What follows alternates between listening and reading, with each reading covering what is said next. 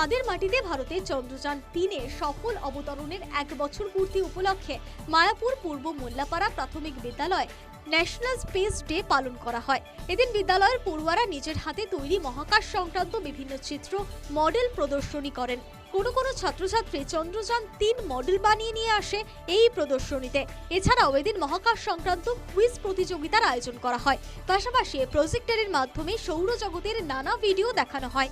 বিদ্যালয়ের প্রধান শিক্ষক হিরণ শেখ মহাকাশে ভারতের সাফল্যের নানা ঘটনা তুলে ধরেন। পড়াশোনার পাশাপাশি মহাকাশ সংক্রান্ত নানা খুঁটিনাটি হাতে কলমে প্রত্যক্ষ করেন তারা। এজন্য বিদ্যালয় কর্তৃপক্ষকে কৃতজ্ঞতা ও ধন্যবাদ জানান পড়ুয়ারা।